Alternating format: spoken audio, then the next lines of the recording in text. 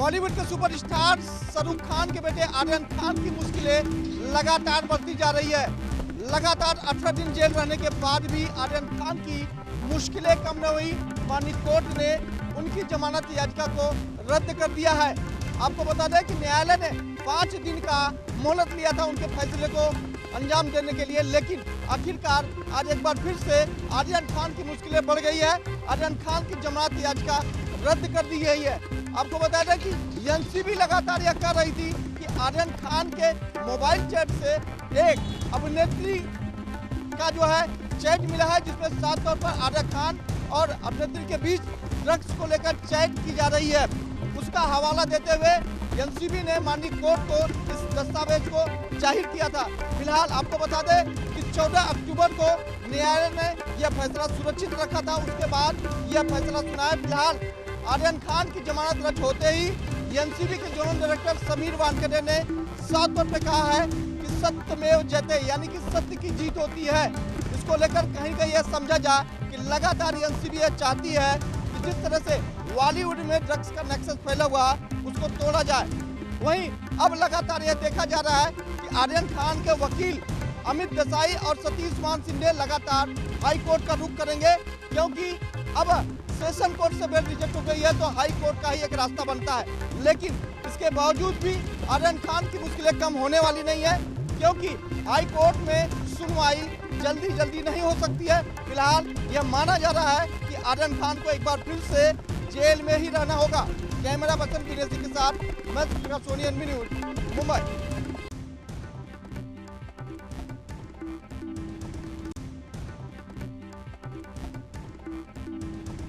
मथुरा जनपद में हो रहे विकास कार्यों को लेकर आज मथुरा की सांसद हेमा मालिनी के द्वारा कलेक्ट्रेट सभागार में सभी अधिकारियों के साथ मीटिंग की गई और सभी अधिकारियों को निर्देश दिए गए हैं कि जितने भी ग्रामीण क्षेत्र हैं सभी में विकास कार्य जो सांसद हेमा मालिनी निधि से जो कराए जा रहे हैं, जो सरकार के द्वारा कराए जा रहे हैं, उनकी समीक्षा बैठक करते हुए मथुरा की सांसद हेमा मालिनी के द्वारा आज सभी अधिकारियों को निर्देश भी दिए जा चुके हैं कि जिस तरह जो शिकायत मिल रही है उनको समाधान किया जाए और जिस तरह से जो विकास कार्य हैं, जो सरकार के द्वारा, जो विधायक निधि के द्वारा, जो सांसद निधि के द्वारा जो विकास कार्य किए जा रहे हैं, उनका सभी का जायजा आज मथुरा की सांसद हेमा मालिनी के द्वारा कलेक्ट्रेट सभागार में लिया गया और वहीं सभी अधिकारीगण मौजूद रहे। वहीं मथुरा के जिला अधिकारी नवनीत चैन सहित जिले के सभी अधिकारी मौजूद रहे और उसकी समीक्षा बैठक माननीय सांसद हेमा मालिनी के द्वारा की गई। मथुरा से रिंकू शर्मा, ANB न्यूज़।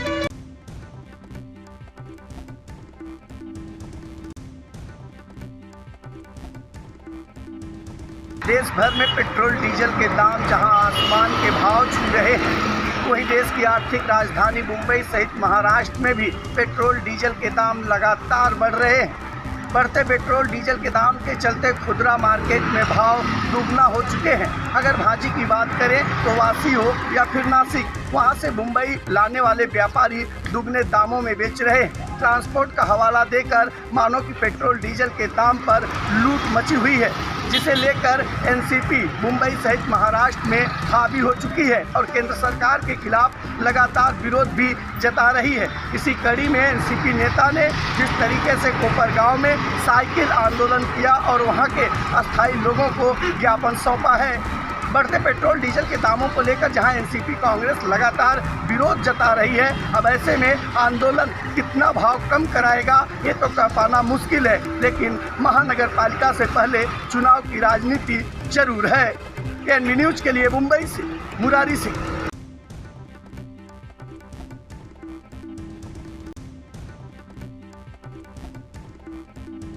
मध्य प्रदेश के रीवा जिले में जमीनों को लेकर लगातार विवाद सामने आते रहते हैं। कुछ ऐसा ही रीवा जिले के कोतवाली थाना अंतर्गत तरहटी नगरिया मोहल्ले से सामने आया है, जहां पर दो परिवारों के बीच में झगड़ा हो गया। झगड़ा भी इस कदर से कि दोनों परिवार आपस में ही लड़ लिए और लड़ने के दौरान आधा दर्जन लोग घायल हो गए, जिन्हें उपचार के लिए अस्पताल ले जाया गया है। वहीं मौके पर पहुंची पुलिस ने दोनों पक्षों पर मुकदमा भी दर्ज कर लिया है।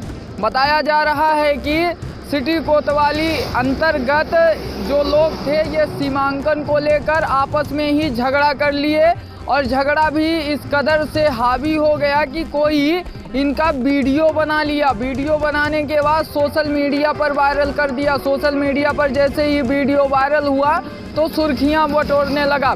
बताया जा रहा है कि नगरिया मोहल्ले में हरिजन कास्ट के लोग वहां पर निवास कर रहे थे और सीमांकन चल रहा था। इसी बीच में दोनों परिवार के बीच में सीमांकन को लेकर झगड़ा बढ़ गया और झगड़ा इस कदर से बढ़ गया कि मारपीट हो गई। मारपीट में आधा दर्जन लोग घायल हुए हैं। हालांकि अब स्थिति सभी की सामान्य बताई जा रही है। वहीं मौके पर पहुंची पुलिस ने दोनों पक्षों पर मामला दर्ज कर लिया है। रीवा जिले में जमीन को लेकर लगातार विवाद सामने आते रहते हैं, जिसमें कभी कभी तो खूनी संघर्ष भी देखने को मिलता है। पूर्व में नईगढ़ी थाना अंतर्गत देखने को मिल चुका है। रीवा जिले में जिस कदर से जमीन को लेकर लगातार विवाद बढ़ते चले जा रहे हैं, यह कहीं ना कहीं चिंता का विषय बना हुआ है। इस पर प्रशासन को सख्ती के साथ कदम उठाने की ज़रूरत है और ज़मीनों के संबंध में निराकरण करने की ज़रूरत है, जिससे कि निष्पक्ष निराकरण हो सके और लोगों को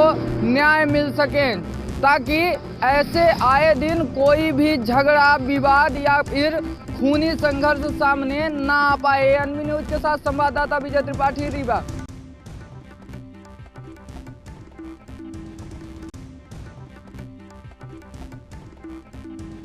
पुलिस मुख्यालय भोपाल द्वारा शहर के प्रदेश के 11 शहरों में उज्जैन को भी शामिल किया गया है, जो अत्याधुनिक कैमरों से लैस होगा। वहीं हम आपको बता दें कि पुलिस मुख्यालय भोपाल के द्वारा प्रदेश के 11 शहरों को अत्याधुनिक कैमरों से लैस किया जाएगा। उसमें से उज्जैन भी शामिल किया गया है। वहीं आपको बता दें कि उज्जैन पुलिस अधीक्षक स्वतंत्र कुमार शुक्ल ने जानकारी देते हुए बताया कि अब उज्जैन शहर को भी अत्याधुनिक कैमरे से लैस किया जाएगा। ये सारे कैमरे स्मार्ट सिटी के तहत लगाए जाएंगे। वहीं हम आपको बता दें कि ये कैमरे AINR से सिस्टम से कनेक्टेड होंगे और सिविलियंस होंगे। इन कैमरों में चोरी की गई गाड़ियाँ और कोई दुर्घटना होती है तो उसको ये तुरंत पकड़ लेंगे और पुलिस कंट्रोल रूम पे इसके अलार्म भी बजने लग जाएंगे। ये सारा कार्य स्मार्ट सिटी के तहत होगा और ये सब जो कैमरे हैं, ये सारे कैमरे उज्जैन शहर की सीमाओं के हाईवे पे लगाए जाएंगे। वहीं कुछ कैमरे उज्जैन शहर के अंदर भी लगाए जाएंगे। जैसे उज्जैन शहर से बाहर निकलने वाले मार्ग नागदा, बड़नगर, इंदौर, मक्सी, देवास और आगर रोड जैसे प्रमुख मार्ग हैं, यहाँ पे इन कैमरों को लगाया जाएगा। और इन्हीं कैमरों में से कुछ कैमरे हैं जो शहर के अंदर लगाए जाएंगे। इससे पुलिस को एक फ़ायदा यह मिलेगा कि जो शहर में दुर्घटनाएं होती हैं, गाड़ियाँ चोरी होती हैं, इनको पकड़ने में पुलिस को आसानी होगी।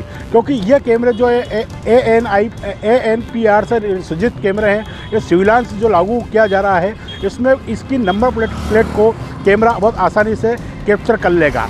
जिसको कैप्चर करते से ही अगर उसका डाटा पुलिस कंट्रोल रूम पर फिट किया गया है और अगर वो गाड़ी चोरी की भी है या कोई दुर्घटना करके भाग रही है तो सीधे उसका अलार्म पुलिस कंट्रोल पर बजने लग जाएगा। ये सारे कैमरे अत्याधिक अनुसूचित से लैस हैं, जिसमें अपराधी या किसी प्रकार की दुर्घटना करने वाले भाग नहीं पाएंगे। उज्जैन से विजेंद्र यादव, ANB न्यूज़ के लिए पंकज के साथ।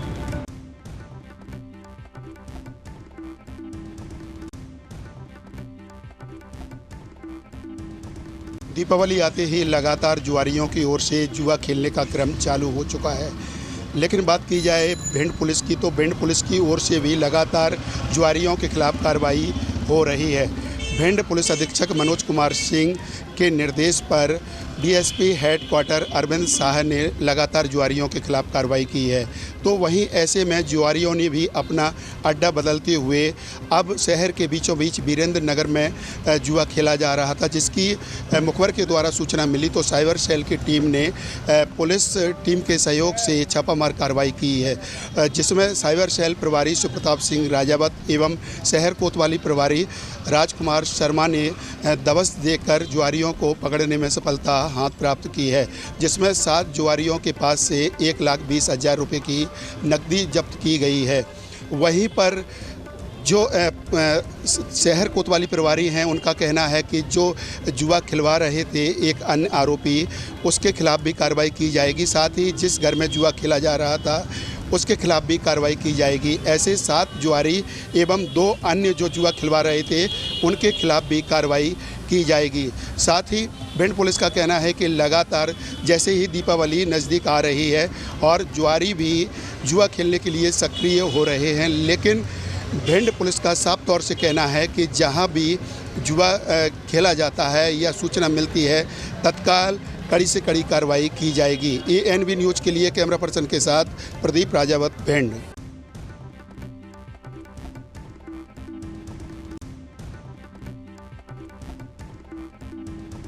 पुखुंदू थाना क्षेत्र में चोरी की बढ़ती घटनाओं के बाद पुखुंदू पुलिस ने 5 चोरों को पकड़ा है, उसे न्यायालय भेजा है। यहाँ बता दें कि सरकारी स्कूलों में और CHC पर चोरी की सूचना के बाद पुलिस ने 4 चोरों को पकड़ा। उनके पास इन्वर्टर, बैटरी और स्टेबलाइजर सहित तमाम चीज़ बरामद किया है। यहाँ पे चोरी की लगातार घटनाओं ने पुलिस के काफ़ी परेशान कर रखा है, जिसके लिए पुलिस ने 5 अभियुक्तों को पकड़ने के बाद थोड़ी सी राहत की सांस ली है।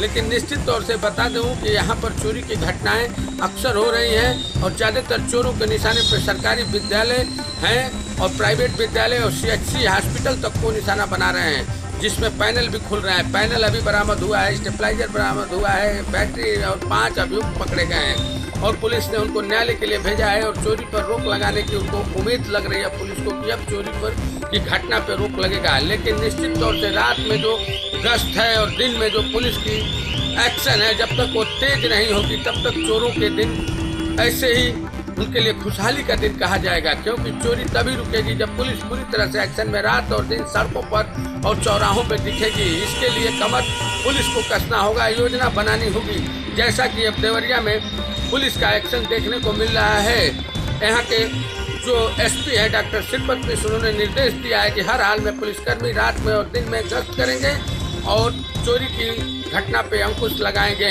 त्योहारों के मौसम में चोरों पर पुलिस की खासी नजर है, राजनीतिक तत्वों पर भी नजर रहेगी। पुखुंदू की घटना के खुलासे के बाद पुखुंदू पुलिस ने राहत की सांस ली है। पुखुंदू 109 नवीन चौधरी को यह सफलता मिली है, उन्होंने टीम बनाकर चोरों को गिरफ्तार किया है। देवरिया से विशाल मिश्रा, ANB न्यूज।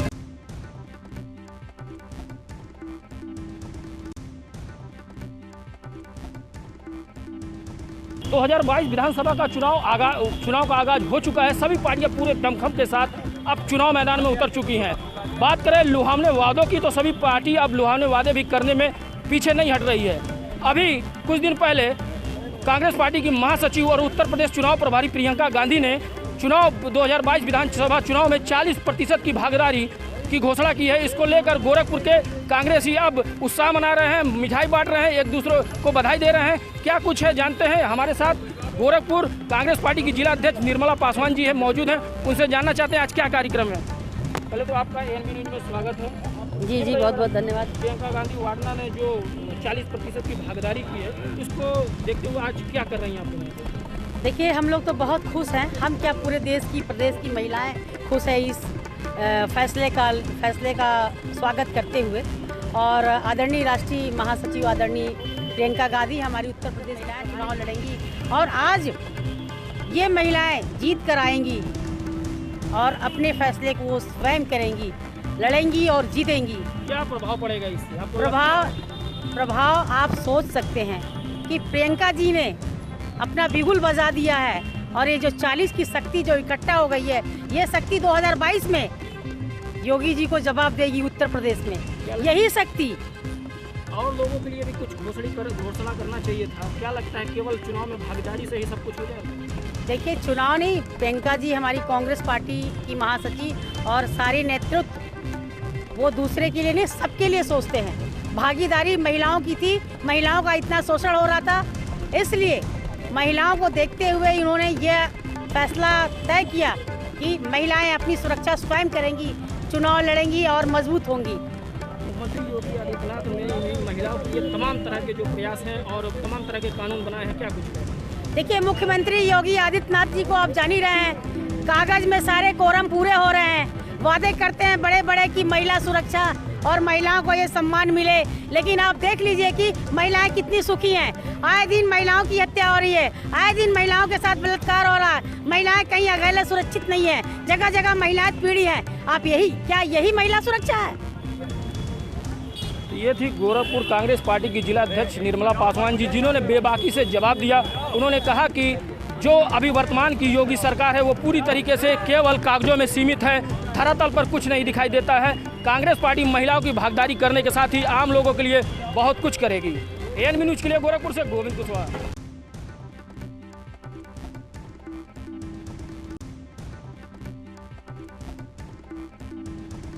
सरकार कोई भी आ जाए मगर ग्रामीणों को समुचित लाभ नहीं मिल पाता है। ग्रामीण सरकार को ही कोसते हैं। ऐसा ही मामला सीतापुर जनपद के विकासखंड बेहटा की ग्राम पंचायत मंजरी का सामने आया है, जहां पर केवल 10% सरकारी लाभ ग्रामीणों को दिया गया है।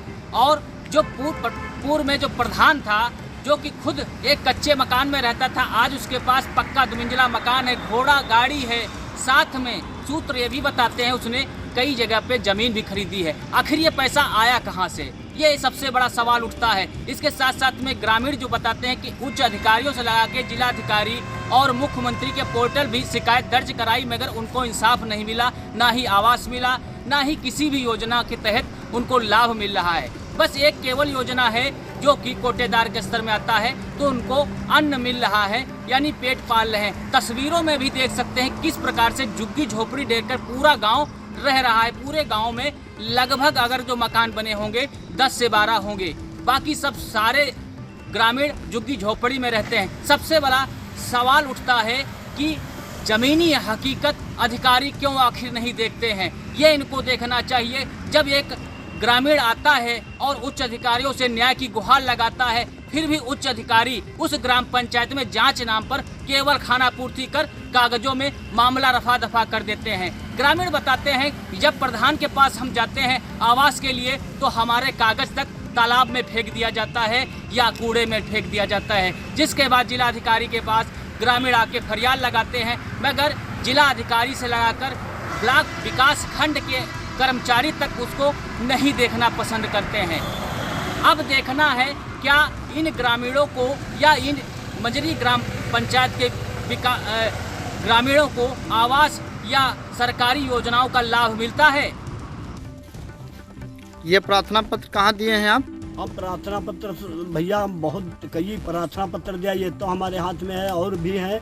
हम प्रधानमंत्री को दिया और मुख्यमंत्री को दिया, जिलाधिकारी को दिया और DCM तो कौन है उनका दिया। क्या कार्रवाई हुई है? कुछ कोई कार्रवाई हमारी सुनवाई हुई नहीं। कोई जांच आई? कोई जांच नहीं। कितने दिन से आप ये प्रार्थना पत्र देते आ रहे हैं? कम से कम देते आ रहे हैं, होगा हमें इधर तो हो गए हैं 20-25 दिन, और आगे से प्रार्थना पत्र दिया है बहुत पुराने, तो वो तो 1-2 साल हो चुके हैं। जांच नहीं आई? जांच मेरे यहाँ कुछ आई नहीं। मैं गरीबों की सुनी नहीं जाती। ये देखने वाली बात होगी। कैमरा पर्सन श्याम गुप्ता के साथ अनूप पांडे, एएनबी न्यूज़ सीतापुर।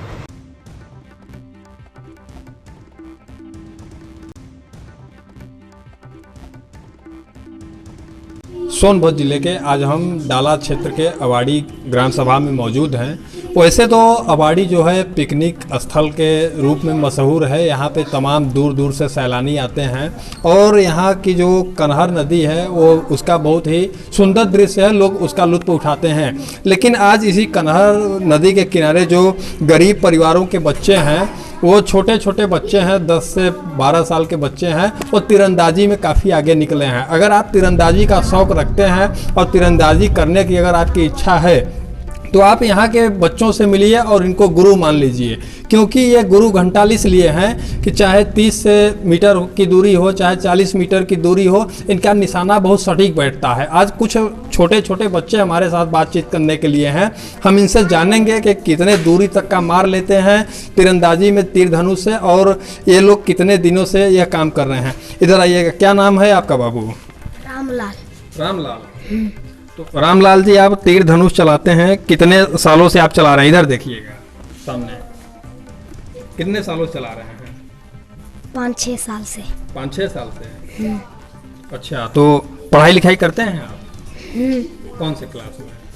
8 में। 8 में। तो आप ये जो तीर चलाते हैं, इस तीर से आप क्या क्या काम करते हैं? चिड़िया मछली मारते हैं। अच्छा, मछली भी पानी की मार देते हैं?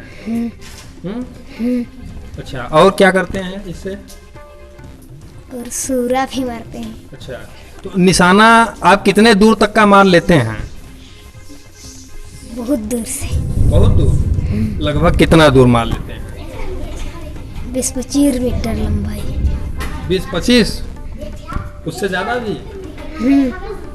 बिल्कुल, देखिए इनका साफ तौर पे कहना है कि ये 20 से 25-30 फीट तक की दूरी पर ये मार लेते हैं, लेकिन ये गांव के बच्चे हैं, बगल में कन्हर नदी है, वहाँ पे ज़्यादातर ये लोग मछलियाँ मारते हैं, जो पानी में मछलियाँ जाती हैं उसको मारते हैं, और अपना पिकनिक पार्टी भी ये लोग पास के ही अपने कन्हर नदी पे आनंद लेते रहते हैं। जहाँ दूर दूर से सैलानी आते हैं तो गांव के ये आदिवासी बच्चे हैं और ये तीरंदाजी में काफ़ी चंचल हैं और इनका निशाना जो है काफ़ी सटीक है। लेकिन यहाँ पे अवाड़ी में आपको बता दें कि बिजली, पानी, स्वास्थ्य, सड़क, नेटवर्क, मोबाइल नेटवर्क की काफ़ी समस्या है यहाँ पे।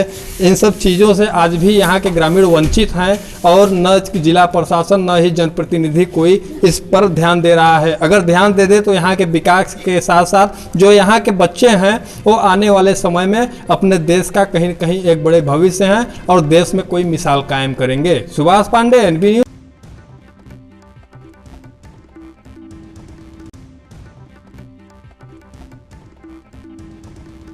उत्तराखंड में लगातार 3 दिन से हो रही बारिश अब थमती हुई नज़र आ रही है और कहीं ना कहीं जो नदियों का वेग था वो अब कम होता नज़र आ रहा है। मैं मौजूद हूँ हल्द्वानी में और हल्द्वानी में गौड़ा नदी का नज़ारा मैं आपको दिखाना चाहूँगा।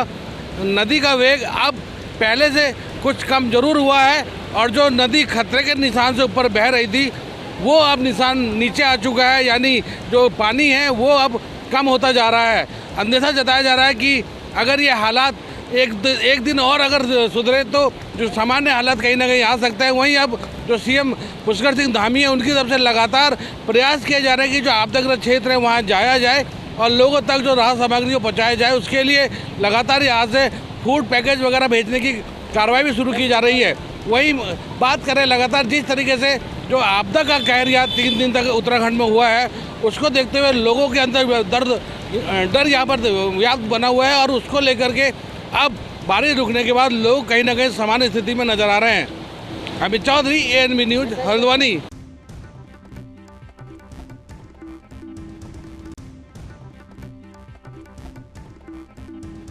कासगंज जनपद में एक डीलर द्वारा एक कार्ड धारक के नाम पर अपना नाम चढ़ाकर उसका राशन खाए जाने का मामला सामने आया है।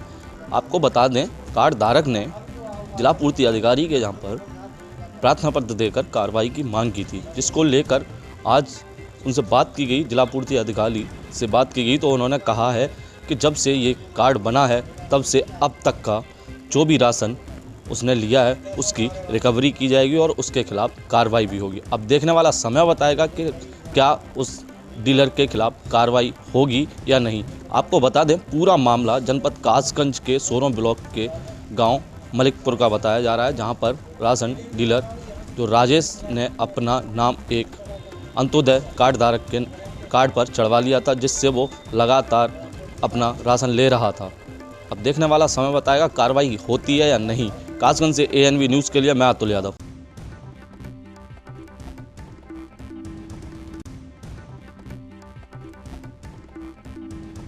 आज कुशीनगर का ऐतिहासिक दिन रहा।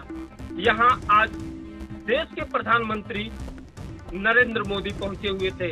उन्होंने यहाँ कुशीनगर को बड़ी सौगात दी है और अंतर्राष्ट्रीय एयरपोर्ट का उद्घाटन कर कुशीनगर के जो काफी लंबे अरसे से लंबित पड़ी यह बड़ी परियोजना चालू कर यहाँ पर्यटन के क्षेत्र में बढ़ावा इसको लेकर देखने को मिलेगा। वहीं बौद्धिस्ट कंट्रियों से जो बौद्ध देश है वहां से आने वाले पर्यटकों के लिए काफी सुविधाएं मिलेगी और सहूलतें मिलेगी। आज यहाँ उद्घाटन के दौरान नरेंद्र मोदी ने यहाँ भगवान बुद्ध की जो विशेषताएं हैं उनके बारे में बताया। तो वहीं श्रीलंका के जो राष्ट्रपति आए थे उनके बारे में भी बताया कि कैसे जो है बौद्ध धर्म वो श्रीलंका पहुंचा। उसके बाद जो है यहाँ महापरिनिर्वाण मंदिर पहुंच के यहाँ विशेष पूजा अर्चना कर यहाँ चीवर चढ़ाया और यहाँ बरवा जंगल स्थित जो जनसभा स्थल है वहां पहुंच के इन्होंने यहां जन समूह को संबोधित करते हुए अपनी सरकार की जो योजनाएं हैं, विकास हैं, उसको गिनाते हुए यहाँ के लोगों से अपील की। तो वहीं यहाँ जुटी भीड़ ने भी प्रधानमंत्री का अभिनंदन स्वीकार किया। तो यहीं एयरपोर्ट को लेकर जो कार्यक्रम था, इसको लेके चप्पे चप्पे पे पुलिस बल तैनात थी, काफी जो है फोर्स लगी हुई थी, जो ट्रैफिक व्यवस्था थी काफी जो है व्यवस्थित बनी हुई थी। प्रशासन पूरी तरह से मुस्तैद था कार्यक्रम को लेकर। अब कार्यक्रम में यहाँ जो है जो मनमोहक दृश्य था वह था एयरपोर्ट पे जो बुंदेलखंड के कलाकार पहुंचे थे, जो राई कलाकार राई नृत्य के माध्यम से लोगों का मोह ले रहे थे। तो वहीं इस नृत्य कला को जो है एयरपोर्ट पे देखने को मिला। कैमरामैन ईश्वर चंद के साथ गोविंद पटेल, ANB न्यूज, कुशीनगर।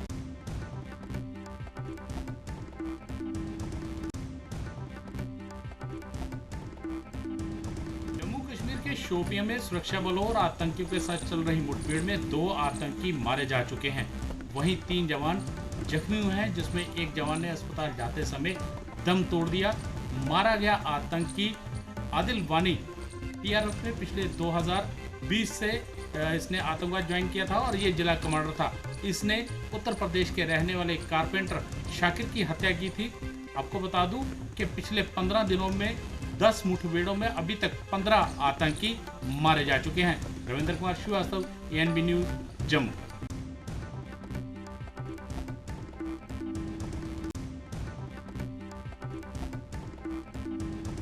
दिल्ली सरकार के द्वारा आज एक बड़ा फैसला लिया गया है, जिसके अंदर किसानों की जो परेशानियां थी उसको दूर करने की कोशिश की गई है। क्योंकि अरविंद केजरीवाल के द्वारा आज प्रेस वार्ता की गई और उसके अंदर जो किसानों की फसलें खराब हुई हैं, यानी कि बेमौसम बारिश की वजह से फसलें खराब हुई हैं, उसको लेकर उनको मुआवजा देने की बात की गई है। मगर जिस तरीके से दिल्ली सरकार की माने तो दिल्ली सरकार की तरफ से प्रति हेक्टर 50,000 रुपये का किसानों को मुआवजा दिया जाएगा और लगभग 45 दिनों के अंदर ये मुआवजा किसानों तक पहुंचाया जाएगा। अब किसानों के लिए कहीं ना कहीं जो दिक्कतें थी वो दूर होती नज़र आ रही है और लगातार कहीं ना कहीं किसानों की जो परेशानियां यानी कि फसलें जो खराब हुई है, जिसकी वजह से उनकी जो आर्थिक हालत थी वो ख़राब हो रही थी, मगर उसको लेकर लगातार अब दिल्ली सरकार यानी कि अरविंद केजरीवाल की पार्टी जो है वो लगातार कहीं ना कहीं किसानों को आराम देने के लिए यानी राहत देने के लिए कोशिश की जा रही है। मगर जिस तरीके से घोषणा की गई है लगभग प्रति हेक्टर के हिसाब से 50,000 रुपये का कह सकते हैं मुआवजा दिया जाएगा और वो मुआवजा कहीं ना कहीं किसानों के लिए राहत बड़ी सांस होगा। अब देखना होगा क्या आने वाले दिनों के अंदर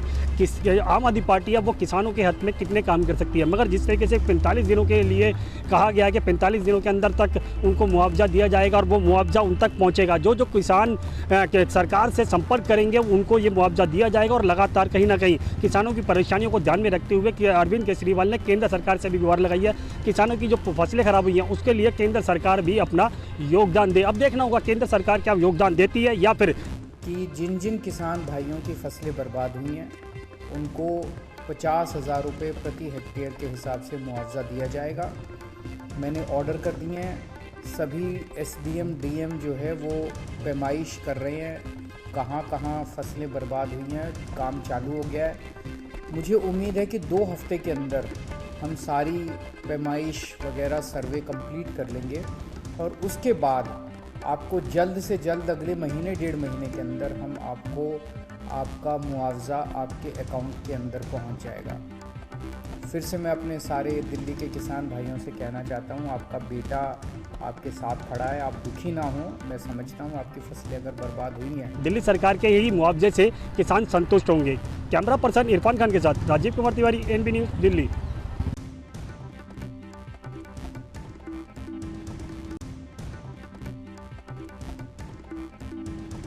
रायबरेली जनपद के बछरावा विधानसभा क्षेत्र के महाराजगंज कस्बे से इन्होना को जोड़ने वाली सड़क काफ़ी दिनों से जर्जर है, जिसको लेकर के क्षेत्रीय लोगों ने कई बार जनप्रतिनिधियों व अधिकारियों से इसके लिए शिकायत की, लेकिन अभी तक रोड बन नहीं सकी है। रोड तालाब में तब्दील हो गई है, जिसको लेकर के आज रायबरेली जनपद के महाराजगंज विकासखंड क्षेत्र के सिकंदरपुर गाँव के रहने वाले बाबा राम केवल अनशनकारी ने आज सड़क को लेकर के अनशन शुरू कर दिया है। वो रायबरेली के महाराजगंज कस्बे के सुखई कपूरवा तिराहे पर आज धरने पर बैठ गए हैं। उनका कहना है कि जब तक रोड नहीं बनेगी तब तक हम धरने पर बैठे रहेंगे।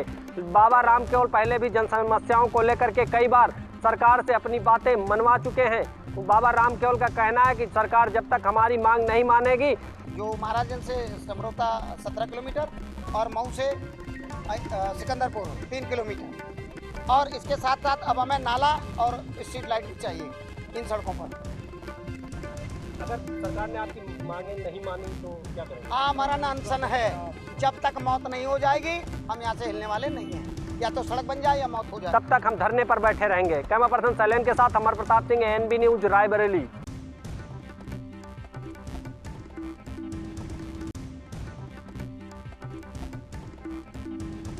कौशाम्बी में बांग्लादेश के खिलाफ आज पत्रकार चौराहा पर बांग्लादेश के आतंकवादियों के खिलाफ बजरंग दल के कार्यकर्ताओं ने पुतला फूंका और नारेबाजी भी की। इस दौरान पुलिस भी मौजूद रही। कलेक्ट्रेट पहुंचकर राष्ट्रपति को संबोधित ज्ञापन सौंपा। बजरंग दल के महामंत्री विनय कुमार ने बताया कि हाल ही के दिन में बांग्लादेश के आतंकवादियों ने कश्मीर के गैर मुस्लिम की हत्या की थी। उसी में आज यह जो कश्मीर और बांग्लादेश में हिंदुओं का नरसंहार हो रहा है और हमारे पूजा स्थलों को ध्वस्त किया जा रहा है एक जिहादी सोच के कारण। इसके लिए बजरंग दल के कार्यकर्ताओं ने आज पूरे भारत में एक मुहिम बना करके, एक टारगेट लेकर के यह पुतला दहन का कार्यक्रम करने का प्रयास किया। प्रदर्शन किया जा रहा है और पुतला फूंका गया है। Aiman Ahmad, ANB news, Kaushambi.